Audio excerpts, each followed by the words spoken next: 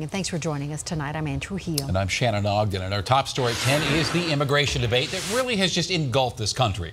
And tonight, the Trump administration says they've been able to reunite about 500 children with their families, including that 10-year-old boy you see in these images. Even so, that's only about a quarter of the children separated from their families since the president's zero-tolerance policy took effect. And tonight, there are alarming reports of abuse at detention facilities. A lawsuit compares one facility in Virginia to a prison.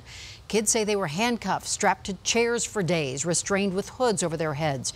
The owners of that facility refusing to address that report tonight. And the president already signed an executive order banning family separations. And now Congress is trying to pass a long-term immigration fix, but they just can't seem to agree on the details. Now, one proposal died in the House today, partly because it did not contain protection for dreamers. A House vote on a second proposal now has been suspended indefinitely. Republicans and Democrats just cannot agree on a border wall funding or how to deal with those dreamers. And thousands of families have already suffered as a result of this zero-tolerance policy, including 50 families who are detained right here in Colorado. And many of the parents have not seen their kids for months. Denver 7's Jackie Crea spoke to one local nonprofit trying to put those families back together. They're living through incredible trauma in their home countries. Ashley Harrington knows this story well. As an attorney, she's worked with families fleeing Central America seeking asylum here in the U.S. for years. Facing very real, incredible death threats every day where they can all speak about classmates or close friends or family members that have been murdered, some in front of them. Under the Trump administration's zero-tolerance policy, that trauma has intensified at the border. And we've seen it in videos like this one, showing a young girl crying.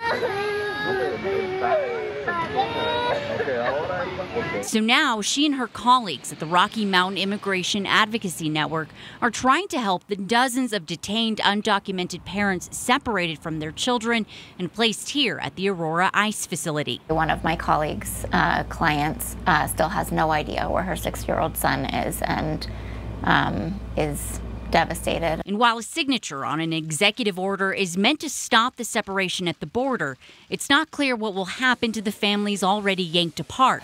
We have a plan to do that. As you know, we do it on the back end. So it's a combination of DHS, DOJ, HHS, reuniting as quickly as we can.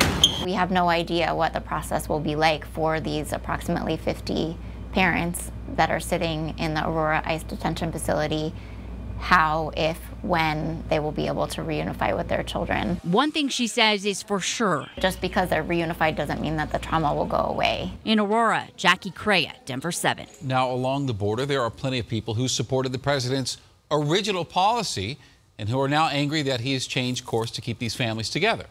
They come in here illegally, and we, the taxpayers, wind up footing the bill for everything starting from education, food, clothing, housing, you name it, health care. Who's going to pay for all of that? We are. And I don't think that's right. I think that we have a lot of issues at home that we need to take care of before we start taking care of other people too. The military is preparing in case the separation policy returns. And today officials toured 4 military bases just in case they are needed. You know, the Obama administration did something very similar back in 2014 to house 7,000 unaccompanied children.